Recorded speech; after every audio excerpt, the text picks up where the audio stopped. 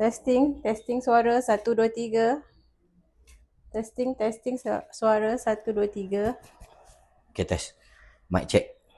Mencipta masa depan dengan tangan kita, didikan buat semangat membara. Mekatronik adalah dunia. Okay, Assalamualaikum warahmatullahi wabarakatuh dan selamat sejahtera kepada semua. Hari ini kita bersama lagi sekali di TVET Detect, okay, podcast untuk volume 2. Bersama dengan saya hari ini Puan Anissa, pengajar kemahiran kami, antara orang lama juga kat sini. So, apa khabar Puan Anissa? Alhamdulillah baik, sihat. Okay, so hari ni sebelum kita nak start, okay, mungkin kita akan masuk topik-topik yang berkaitan dengan Puan Anissa. Jadi sebelum kita nak start, saya nak Puan Anissa kenalkan diri dululah kepada penonton-penonton hari ni kan. Yang nak tahu siapa Puan Anissa ni, siapa kat dia. Okay, Assalamualaikum, selamat pagi. Nama saya Nur Anissa Hisa. Lebih dikenali oleh pelajar kat sini sebagai Puan Anissa lah. Saya dah bertugas di sini lebih kurang 14 tahun. Tapi lama. Kalau siap dengan internship, mungkin dah 15 tahun lah. Daripada tahun 2010 saya dilamar untuk internship di sini. Sehinggalah saya diserap semula bekerja.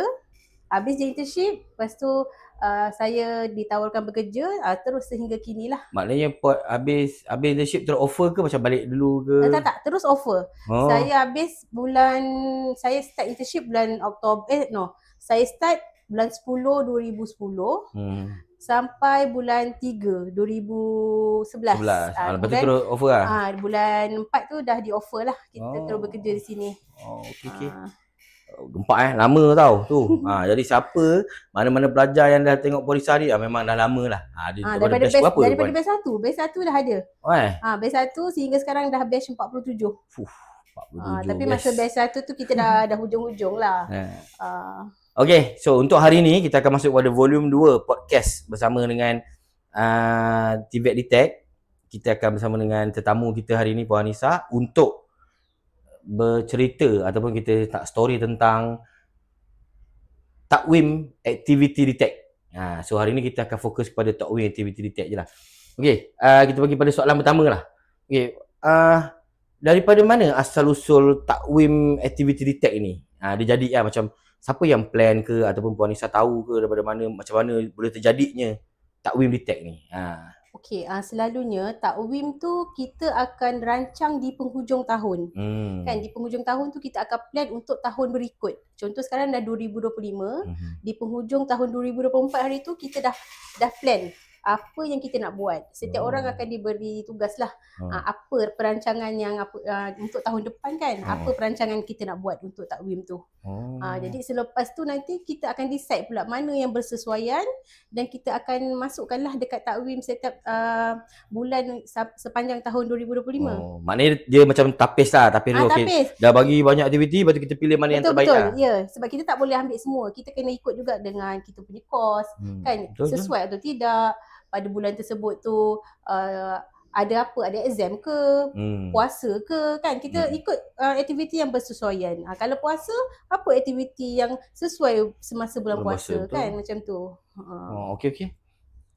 So dalam proses memilih aktiviti ni kan, macam tadi Puan Anissa cakap, banyak aktiviti kita buat dalam setahun ni, tapi kita kena pilih yang terbaik untuk setiap bulan.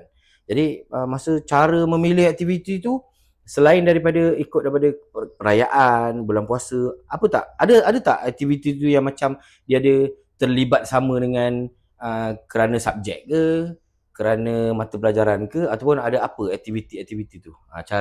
Cara memilih aktiviti tu lah. Cara memilih. Tengok juga pada aktiviti tu lah. Contoh kalau macam kita nak buat sukan kan, kita akan ambil satu kelas untuk dia jadikan penyelia lah, untuk dia jadikan perancangan, kita jadikan dia ketua program maksudnya dia akan rancang lah. Di mana kita akan lebih fokus kepada budak tahap 3. Sebab dekat tahap 3 diorang ada belajar buat supervise kan, macam mana nak buat kertas kerja, macam mana nak buat satu report apa semua. Jadi daripada situ kita ajar dan diorang buat. Lepas tu nanti bila dapat tugasan untuk subjek dia, dia boleh pakai tu lah balik. Ya, caranya samalah. Macam latihan juga untuk dia. Maknanya aktiviti ni dia memang bagus untuk pelajar tu supaya sambil dia boleh buat aktiviti tersebut, dia boleh jadikan dia report sekali lah. Ya, bila kita dah ada takwim, maksudnya kita ada perancangan yang tersusun lah. Kita dah bersedia untuk apa aktiviti seterusnya kan. Contoh bulan Januari apa aktiviti, jadi kita dah cakap okey, contohlah batch 43 jadi ketua program. Untuk bulan Februari pula ketuanya batch 44. Jadi setiap orang memang akan merasa kan, kalau dalam tahun tu ada 2 kali ulangan batch tersebut, orang lain pula. Kita tak adalah pilih orang tu saja. Biar orang semua merasa lah kan. Okey guys. Maknanya takwim aktiviti ni dia berkesan kepada pelajar tu, sambil tu dapatlah mengisi masa setiap bulan tu adalah aktiviti-aktiviti yang melibatkan Ditek sendiri dengan budak-budak sendiri, betul tak? Ya, betul. Memang kita telah diberitahu oleh pihak pengurusan lah, di mana setiap bulan wajib ada satu aktiviti. Sama ada aktiviti tu melibatkan indoor ataupun outdoor. Jadi kalau Puan Nisa tengok kan, daripada segi ni, dia sebenarnya aktiviti ni memang kena pakai banyak duit ke? Tak ada juga ke? Tak juga. Kita tengok pada aktiviti yang kita nak buat tu. Kadang-kadang aktiviti indoor tak ada pun guna kos yang banyak kan. Kecuali kalau kita melibatkan aktiviti di luar lah. Sebab kita nak guna kos pengangkutan, kos mungkin kita nak makan semua kan. Tapi ada juga kos indoor yang kita sediakan makan apa. Tengok pada aktiviti lah. Kalau kos luar tu kadang-kadang kita nak kena bayar tiket ke. Betul. Kan. Jadi tengok pada aktiviti dan tengok pada bajet juga. Bukan semestinya kita plan terus okey. Kita kena buat kertas kerja. Lepas tu bila buat kertas kerja, pelajar ni kena bawa kertas kerja ni dan dia kena present. Bukan present dengan saya ke, dia kena present dengan kita punya bos lah kan, kita pengurusan kan. Jadi kalau bos kata okey, bajet okey, okey lah. Kan? Kalau baru bos dia orang start buat. Kalau bos kata tak okey, kena ubah, dia kena ubah. Jadi kat sini kita mengajar pelajar ni supaya menjadi bertanggungjawab, berani ke depan kan. Kemudian bekerjasama dalam kumpulan lah. Kalau kelas diorang tu, diorang sama-sama buat. Bukannya seorang ketua tu je buat. Jadi kena sama-sama lah. Banyak manfaat ni. Saya pun dah dekat soalan seterusnya ni, saya nak tanya matlamat sebenar tu. Tapi adalah Puan Nisa dah sebut dah tadi matlamat sebenar aktiviti tu kan. Jadi selain daripada macam budak tu dapat, apa lagi yang dalam matlamat sebenar untuk aktiviti ni terjadi? Kita buat aktiviti ni. Sebab kalau kita fikir balik, bila aktiviti dia akan melibatkan jam pelajaran pelatih. Jadi dekat mana kita buat aktiviti ni supaya tidak mengganggu masa pelajaran dia ke? Macam mana pengajar ataupun pihak Ditek ni dia susun untuk supaya tidak mengganggu mata pelajaran, jam dan sebagainya tu lah. Matlamat dia tu. Matlamat dia, bila perancangan tu perancangan yang sistematik, pasti dia tak akan mengganggu lah. Sebab tu kena ada perancangannya bila waktu terluang. Kan kita bukannya bagi tugas buat waktu kelas. Dia kenalah buat selepas kelas ataupun waktu rehat ke dia buat tu. Lepas tu nanti kat asrama dia orang buat, nanti dia bagi kita kertas kerja tu tengok betul tak macam ni, betul tak macam ni kan. Jadi dia memang tidak mengganggu lah. Kadang-kadang ada juga waktu kelas yang dah habis cepat kan. Dia top up kat situ lah. Maksudnya pandai guna masa lah. Okay, bagus juga untuk budak-budak. Cuma kita bagilah bila dia punya due date dia nak kena siap kan. Jadi dia kena make sure lah. Sebab sepanjang pengalaman saya lah, saya pernah mengajar beberapa kolej kemahiran lain. Saya belum jumpa lagi yang kolej kemahiran yang membawa satu program begini ataupun aktiviti begini kepada para pelatih sambil dapat memenuhkan CU dia. Contohnya mata pelajaran dia ada, mungkin dia buat program ni, ada melibatkan CU ni, ada buat program ni, ada melibatkan CU ni kan. Jadi yang saya nampak sepanjang saya di Ditek ni, di TVET Ditek ni, takwim ni dia memberi kesan yang baik. Jadi pada Puan Nisa, apakah keunikan Ditek ni berbanding dengan kolej lain? Yang Puan Nisa nampak lah, yang uniknya program ni, takwim ni berbanding dengan kolej-kolej lain. Saya ulas sebab Encik Am kata tadi tak mengganggu. perancangan kita tu, kan sebab tu saya cakap perancangan setahun yang sebelum kita plan tu, kita akan tengok juga sebab kita akan bahagian akademik akan maklumkan juga bila pelajar ni akan habis exam.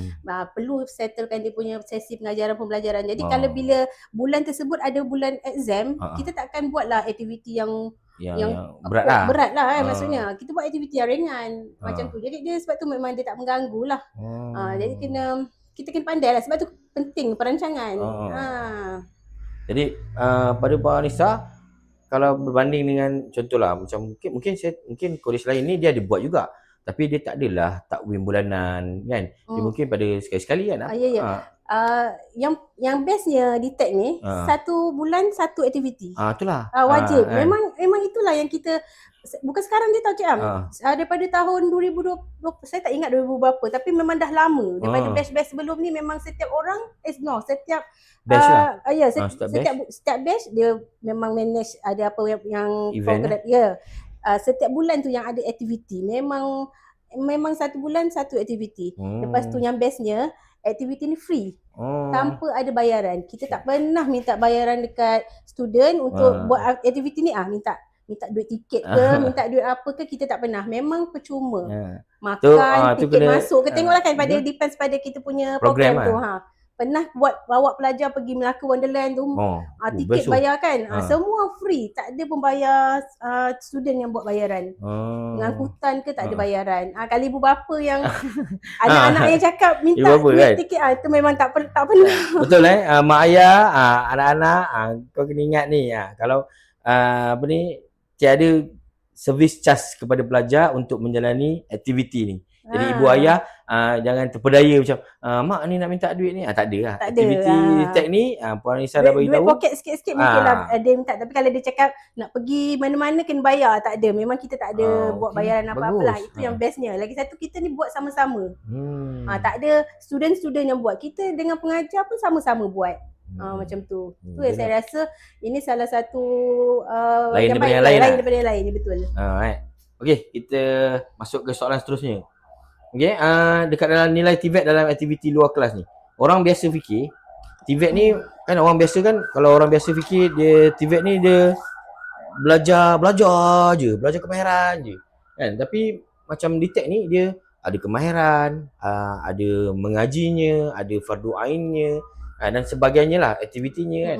Jadi apa yang membantu di TEK ni macam boleh buat, macam mana aktiviti ni boleh bantu pelajar di TEK ni jadi manusia industri lah. Macam maksudnya dia boleh jadi apa? Budak ni ada program-program ni dengan kemahiran, macam mana, apa yang boleh jadikan dia gitu selepas tu? Okey, tanggungjawab. Apabila kita melantik satu-satu pelajar tu menjadi ketua untuk mengetuai program ni, untuk buat program, jadi ada tanggungjawab kat situ lah. Macam mana dia nak selesaikan, kan? Nak bangunkan program tersebut, dia kena buat perancangan. Okey, lepas tu siapa yang dia nak lantik ketua? Jadi perancangan yang dijalankan tu berjaya ke tidak? Jadi kita mendidik dia satu sikap tanggungjawab. Usaha sama, bekerjasama antara satu sama lain kan. Lepas tu hubungan sesama kawan-kawan tu. Jadi kalau dia pergi bekerja, hubungan pula sesama rakan bekerja. Betul. Jadi antara tu adalah nilai-nilai murni yang kita terapkan lah. Sebab dalam supervisory itu sendiri, bila buat program atau apa, nanti kita akan buat laporan kan, sebagai supervisor. Contohnya macam sebelum ni, beberapa hari lepas student kita pergi ke temuduga tu, dia dapat jawatan untuk supervisor. Tapi mungkin dia akan diulang temuduga semula kerana mereka tidak dapat info yang jelas lah. Tapi dia kata dekat sini, bila takwim ni, aktiviti ni berjalan macam Puan Anissa cakap tadi, maknanya dia orang belajar sampai melaporkan sesuatu. Jadi adalah juga sikit-sikit tentang supervisor tu yang dia dapat Sebelum nak buat program tu, dia kena buat kertas kerja dan dia kena pergi melawat tapak juga. Yalah, tengok tempat dulu lah. Kalau kita buat program outdoor, pelajar-pelajar ni kena pergi melawat tapak, tengok suasana tu macam mana. Jadi bila kita pergi, tak adalah kita cari-cari dekat mana kan. Jadi kita dah tahu dah, dia dah bagi tahu nanti kita akan dekat sini. Jadi memang ada lawatan tapak. Macam tu juga kalau kita buat program yang melibatkan masak kan. Jadi pelajar kena ke kedai tengok harga. Sebab bila dia senaraikan harga kos tu, kita akan bagi seperti mana kos yang dia minta tu lah. Jadi kalau dia salah letak kos, jadi nanti kalau terkurang tak apa. Kalau terlebih, mana duit dia nak top up kan. Jadi dekat situ dia kena ada tanggungjawab lah. Macam tu. Jadi setiap kali sebelum aktiviti ataupun takwim ni dijalankan, para pelajar tu dia akan pergi survey dulu lah. Kalau makan, dia pergi survey tempat makan dulu. Betul. Kalau macam mandi ataupun pergi mana-mana, dia akan survey tempat tu dulu. Macam tu lah. Bagus lah macam tu kan. Macam hari tu kita ada buat aktiviti mandi kan. Saya ingat. 2 sampai 2 tempat dia orang pergi melawat tapak. Satu di Asahan, satu lagi di Bekuk. Bandingkan harga, bandingkan tempat macam mana. Kemudian pemilihan dia nak buat yang mana lah. Macam diorang kita pun bagi pilihan lah dekat dia kan. Bagi dia buat tu apa yang dia nak, kita ikut. Asalkan tidak mengikut tema lah, maksudnya jangan berlebihan kan, keselamatan. Jadi kat situ kita kalau macam teruk sangat ataupun tak best ataupun harga mahal sangat, kita akan tukar benda lain. Kita tak boleh lah ikut dia punya kehendak kan. Selagi dia masih dalam takwim yang bertajuk mandi contohnya, jadi kita akan cari jugalah. Ya betul. Lepas tu katalah antara A dengan B ni dia nak yang pergi B. Tapi B ni mungkin lebih mahal ataupun lebih kosnya dia pergi tempat tu tak selamat kan. Jadi kita tak boleh ikut dia. Kita kena pergi pilih ke tempat A pula. Macam tu. Jadi kita tak boleh ikut sangat pula kan. Tapi asalkan macam Cik Am cakap tadi, temanya mandi, mesti mandilah. Macam tu. Good. Okey, dalam program tadi diberitahu Puan Anissa cakap aktiviti ni semua pelajar akan buat kan, pelajar akan buat report, akan buat present dan sebagainya. Apa peranan pengajar pula dalam program-program ni? Apa peranan pengajar dalam program-program ni? Okey, pengajar-pengajar ni pula, okey, kalau contohlah bahagian ketah kerja, pengajar ni akan conduct. Dia akan check, tengok semak betul ke tidak. Okay, cara kertas kerja tu buat lah. Nak bawa student ni pergi melawat tapak, ada pengajar yang akan bawa dia macam tu. Kalau nanti katalah aktiviti yang semasa melakukan aktiviti tu, kita sama-sama turun padang, buat sama-sama. Okay, kalau main, satu grup, satu pengajar. Kalau mau masak, satu grup, satu pengajar. Kita kat situ kalau mau masak, kita bagi arahan, potong macam ni, basuh macam ni kan, siang sayur macam kalau ni. Kalau tiba-tiba bagi dia tak macam mana bentuk kan. Budak ni dekat rumah tak tolong mak ayah dia kan. Dekat sini bila cikgunya suruh, baru dia belajar lah. Macam anak-anak kita, cikgu cakap semua percaya kan. Kalau mak ayah dia tak nak kan. Memang ada mak ayah cakap. Aduh, memang. Rumah tak nak buat kerja. Dekat sini nampak anaknya mengopek bawang, basuh ayam, memasak. Kat rumah tak pernah buat. Dekat sini dia dapat pengalaman. Betul. Maknanya peranan pengajar tu penting jugalah. Daripada bermulanya proposal tu. Sepenuhnya kita bagi, nak buat takut juga tak jadi kan. Jadi kena ada juga orang tua yang conduct dia lah macam tu. Maknanya takut tersasar kalau kita tak ada. Betul. Kan nanti mandi, lepas tu dah jadi apa, tak makan sampai petang, lupa nak masak kan dan sebagainya. Betul juga. Jadi peranan pengajar tu penting dalam setiap aktiviti. Jadi bila dia melibatkan aktiviti, jadi pengajar tu kena tahu daripada awal dia propose aktiviti tu sampai betul. Kalau melibatkan contohlah makan, kena masak pula. Kita kena tahu berapa ramai pelajar yang join kan. Jadi kita bagi idea kat dia, bagi pendapat kat dia macam ni. Nak kira beras untuk katalah 50 orang makan. Beras ni kena banyak ni. Tak boleh lah letak berapa kilo aja kan. Lagilah dia orang buat makan ke apa. Tapi budak muda supaya benda tu tidak kurang dan tidak terlampau berlebihan. Tidak terlampau membazir lah. Jadi memang kena ada yang conduct dia juga. Jadi macam last kali bila dia orang buat report apa semua tu, pengajar akan ambil untuk, ada tak ambil dan letak dalam CU dia ke apa ke? Ada? Tidak. Tak ada. Sebab benda tu tak ada melibatkan dia punya sepenuh dalam CU lah. Cuma cara nak buat tu ada lah. Jadi bila dia buat, bila dia adapt benda tu dalam pembelajaran dia, jadi dah tak ada masalah lah. Maknanya dia dah tahu nak buat proposal, dia tahu ambil gambar semasa aktiviti. Saiz tulisan semua dia dah tahu lah kan, macam mana dia punya bentuk buat laporan, sesuatu laporan tu. Betul. Kena proposal, entah pakai Times New Roman semua salah pula. Kadang tulisannya besar, tulisannya terkecil sangat kan, jarak antara spacing tu kan. Bagus juga tu Okey, soalan seterusnya. Okey, kan kita bila tadi Puan Anissa cakap setiap hujung tahun para pengajar ni akan buat merancang lah untuk menjadikan takwim apa semua, dan cabaran yang paling Puan Anissa rasa tercabar ataupun mencabar untuk mendapatkan takwim sebulan setahun tu, apa dia cabaran yang Puan Anissa dapatlah ataupun pengajar-pengajar dapat untuk merancang aktiviti setahun ni. Supaya kalau kita rancang, kita kena make sure dia berjalan dengan lancar. Jadi kalau kita cabaran dia apa kat situ? Macam tu lah. Okey, cabaran dia bila pertama kalau bulan tersebut dia melibatkan ada peperiksaan. Yes. Jadi kita tak tahu kan. Ya betul. Kadang-kadang kita nak buat tapi kita tengok pelajar ni masih lagi belum menguasai dia punya file belum lengkap banyak. Amali dia pun masih kurang. Jadi kita tak boleh lah. Ada program ni kena buat kan. Buat juga. Jadi kita kena utamakan dia punya peperiksaan dia, pembelajaran dia tu kita utamakan. Jadi dia punya perancangan yang kita nak buat aktiviti tu terpaksa kita hold dulu ke untuk ke bulan depan ataupun mungkin kita burn macam tu je lah. Tengok pada kesesuaian juga. Jadi satu tengok pada tanggungjawab seseorang pelajar tu, tapi mostly semua bila kita bagi tugas diorang jadi ketua program kebanyakannya okey lah, memang tak ada masalah lah. Cuma penglibatan pelajar AJK je kadang-kadang dia tak memberi sepenuhnya. Biasa pengurusi program, timbalan pengurusi program dengan seorang dua je. Ada AJK yang lain. AJK lain tu dia buat itu antara cabaran dia lah. Tapi semasa aktiviti tu semua alhamdulillah penglibatannya alhamdulillah lah, semua join lah. Okey lah, bagus kan. Satu impact yang baik untuk aktiviti ni. Kenapa kita sediakan takwim aktiviti ni? Sebab salah satu dia macam Puan Anissa cakap lah, budak tu akan belajar sendiri macam mana rasa tanggungjawab. Sebab rasa tanggungjawab tu datang semasa belajar je tak cukup. Jadi dia kena menjalankan satu aktiviti yang di luar konteks pembelajaran. Ya, supaya dia ada pengalaman Cik Am. Yes, kan pengalaman tu kan mengajar kita kan. Jadi bila dia dah ada pengalaman dia dah tahu. Dari situ dia menjadikan dia lebih matang tau. Kadang-kadang kita tengok umur dia baru belasan tahun tapi bila dia dah diberi dia galas satu tanggungjawab, dia akan jadi lebih bertanggungjawab kan. Dia boleh conduct, dia boleh bagi arahan kat kawan-kawan yang lain kan. Sebab setiap kali program tu dia akan melibatkan kebersihan mungkin kan, sebelum dan semasa dan selepas. Jadi benda-benda tu lah yang dia kena alert dalam semua kan. Kalau gagal dia, maksud gagal lah program tu. Kan? Betul Kan tiba-tiba kalau katalah tu tak cukup, makanan tak cukup, tiba-tiba orang tak dapat makan kan, masalah kan. Betul. Okay. So best juga kalau aktiviti ni. Guys, kalau you all nak tahu aktiviti kita, takwim aktiviti tu dia berada di dalam web detectmua.com.my/takwim.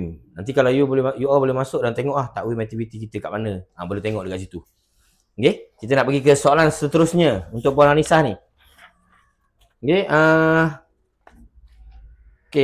kenapa? Kenapa penting takwim program ni? Bukan sekadar macam aktiviti lah. Apa kelebihan dia, perancangan jangka masa panjang dia untuk kolej dan pelajar. Macam tadi Puan Anissa dah sebut dah, bagus untuk dia, bagus untuk ni kan. Jadi mungkin Puan Anissa boleh olah lagi apa yang kepentingan kita merancang sesuatu aktiviti ni untuk pelajar dan pengajar. Okey, pertama apabila sesuatu perancangan tu dibuat dengan baik, dengan sistematik, sesuatu perjalanan tu menjadi lebih lancar lah. Kedua, dia menjadikan pelajar kita ni lebih bertanggungjawab. Betul. Kan bila dia bekerja, dia akan lebih tanggungjawab lah. Bila dia masuk ke bidang kerja tu. Macam mana dia nak bergaul dengan rakan-rakan sekerja, macam mana dia nak menerima satu tugas daripada majikan. Tak adalah terus tak boleh ke apa. Mesti dia sebab dia dah ada pengalaman kan. Walaupun pengalaman tu berlainan, dia dah ada pengalaman, dia boleh juga menerima menonjol diri. Kadang-kadang terror buat kerja. Terror buat ni tapi bila nak bercakap, nak memberi arahan tu tak boleh bunyi. Ya, sebab dia bila dekat semasa aktiviti tu, mesti saya cakap dia kena buat kertas kerja. Kertas kerja tu dia kena bentangkan present juga. Lagi, dia kena bercakap kan. Macam mana keyakinan diri dia tu nak bercakap depan orang. Kadang-kadang memang nampak senang kan. Tapi nak bercakap depan orang kadang-kadang takut. Tapi bila benda tu dilatih. Kadang-kadang setiap orang tu kadang-kadang ada 2 kali jadi ketua kan, macam tu kan. Dia ada pengalaman tu sampai ada yang 2 kali. Sebab dia rotate kan. Rotate kan. Panjang kan dia punya tempo tu. Jadi dia dah lebih, kata dah berani. Macam tu lah. Bagus. Jadi antara yang penting perancangan ni sebenarnya kita dibuat di TVET Detect ni adalah salah satunya untuk pastikan pelajar tu lebih confidence dan bertanggungjawab dalam satu-satu program. Contoh kalau dia bekerja ataupun dia semasa pekerjaan nanti, dia akan lebih bersedia untuk menghadapi apa-apa tu dengan ada jawapan yang lebih relevan lah berbanding perkataan tak tahu, entahlah dan sebagainya tu. Jadi mungkin dia buat program ni jadi dia bersiap sedia untuk menjawab walaupun dia still tak tahu, tapi dia boleh menjawab dengan lebih baik daripada perkataan tak tahu tadi tu lah. Betul. Okay, kita dah masuk ke soalan yang terakhir dah. Okay, harapan. Harapan dan Puan Anissa ni. Okay, harapan dan Puan Anissa ni bagi untuk para pelajar dan semua orang yang tengah menonton. Sama ada daripada kerana tajuk takwim ni sendiri ataupun dengan apa yang Puan Anissa nak cerita sedikit pada penonton. Dan harapan dan masa depan TVET ke, Puan Anissa rasa perlu cerita kepada semua budak mestilah kena belajar TVET ke dan sebagainya ke? Itu ikut pada Puan Anissa. Saya harap macam pelajar dia melihat takwim sepanjang tahun tu dia dah tahu, oh bulan depan kita nak buat program ni. Bulan ni kita ada jalan, ada FMD Day kat bulan ni. Jadi kita jangan tengok program tu sekadar seronok-seronok kan. Sebenarnya kita nak tengok perjalanan tu macam mana tanggungjawab apabila kita diberi tugas kan, macam mana kita nak galas. Itu bagi saya bukan sekadar kita nak seronok sebenarnya. Kan secara luaran memang nampak macam seronok, tapi sebenarnya ada yang tersirat tu sebenarnya. Kita nak jadikan mereka tu lebih responsibility lah, bertanggungjawab lah. Terutamanya memang bertanggungjawab lah. Sebab bila dia orang berada dalam satu fasa yang lain selain daripada belajar. Belajar nampak cikgu. Jadi bila sekarang ni dia diberikan tugas sebagai macam cikgu lah. Kan? Jadi dia buat aktiviti tu, dia beraturkan orang, dia apa kan. Jadi nak membentuk diri dia tu kan, membentuk diri tu. Jadi dia punya keputusan itu, result dia tu kita dah nampak pada hari Selasa, Rabu lepas tu, masa saya bawa pelajar pergi ke Attack Batu Pahat untuk interview tu. Antaranya pelajar-pelajar kita yang batch 43 tu lah, yang diorang yang baru lepas buat event dan diorang juga yang pergi interview tu. Jadi kita nampak diorang punya dulu sebelum ni malu kan. Sebelum ni nak cakap takut tapi kali ni dapat pula kan. Jadi kalau boleh kita tak nak je dia kemahiran kan. Diorang kemahiran bukan saja dia boleh pasang lampu, buat welding apa semua. Kita tak nak dia hanya tahu kemahiran. Kita nak sahsiah diri dia tu pun ada kan.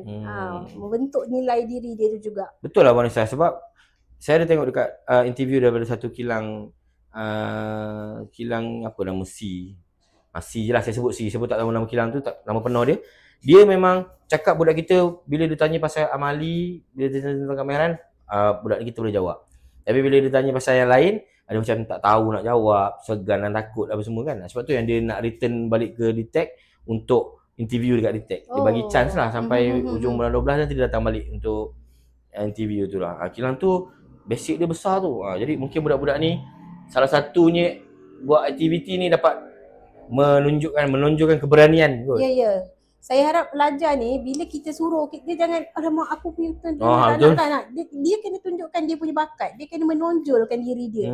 Kan? Macam tu juga bila kita nak bekerja. Jangan rasa takut-takut ke belakang, tak apa selamat kan, nak senang kan. Tonjolkan diri kita supaya menjadikan kita tu lebih confident, lebih ke depan kan. Orang nampak kita ni macam mana. Macam itulah. Okey. Ada sedikit pesanan. Saya nak minta Puan Anissa lah bagi sedikit pesanan kepada penonton, belajar kat sini ke, apa-apa tentang DTEC lah untuk Puan Anissa sebut sebagai penutup kita hari ini. Terlebih dulu saya nak ucapkan terima kasih kepada semua pelajar-pelajar yang ada ataupun bekas-bekas pelajar yang sebelum ni memberi kerjasama yang baik kepada saya, kepada DTEC untuk aktiviti-aktiviti yang kita anjurkan lah. Bekerjasama sangat baik, maksudnya menyertai, bagi orang kata bagi komitmen yang baik. Saya ucapkan terima kasih banyak-banyak. Okey, untuk adik-adik yang di luar yang masih lagi tercari-cari mana nak pergi, mana hala tuju yang belum nampak kan. Adik-adik boleh datang ke DTEC ni untuk masuk belajar kemahiran, belajar juga menghadapi situasi macam itulah saya cerita tadi kan. Buat aktiviti apa tu semua, kita belajar sambil bermain, belajar sambil bersukan. Kan DTEC ni ada. Tak payah cari kat tempat lain. Sekarang kita ada pembukaan untuk batch 47 ada pelajar baru Jadi adik-adik boleh datang, boleh tengok kat laman web kita, TikTok, kat media-media sosial, tekan je link dan nak tanya apa boleh je tanya. Betul. Dan kita pun dah buka, kita panggil open day detect open day ni, maknanya ibu bapa yang datang boleh je nak bawa anak dulu nak tengok. Contohnya nak tengok detect, nak datang nak tengok bengkel dan sebagainya, kita alu-alukan. Daripada pukul 8 pagi, 8.30 pagi sampai pukul 5 petang. So bolehlah ada ibu bapa ke nak datang melawat ke nak tengok detect, nak tengok bengkel. Kadang-kadang kan dia datang nak tengok dulu sebelum hantar anak. Jadi kita sangat mengalu-alukan untuk dia tengok sendiri. Kadang-kadang orang ni tak nampak, dia tak tahu betul apa ni sah. Ya betul. Jadi dia kena datang tengok, baru dia puas hati dan baru dia nak mendaftarkan anak dia lah. Okay, so sampai hari ni, sampai waktu ini saja saya bersama dengan Puan Nisa. Terima kasih banyak Puan Nisa. Ya, terima kasih. Walaupun Puan Nisa cakap, saya tak nak jam, saya gugup dan sebagainya, tapi sangat profesional Puan Nisa hari ni. So terima kasih sekali lagi untuk menerangkan tentang takwim aktiviti ni. Kita akan bertemu lagi untuk podcast volume seterusnya.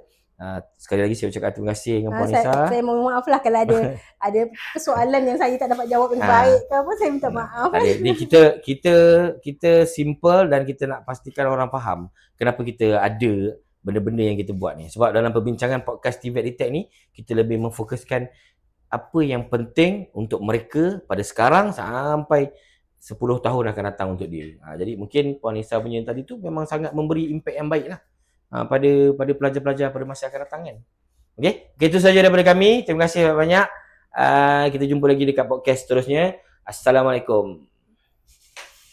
Okay.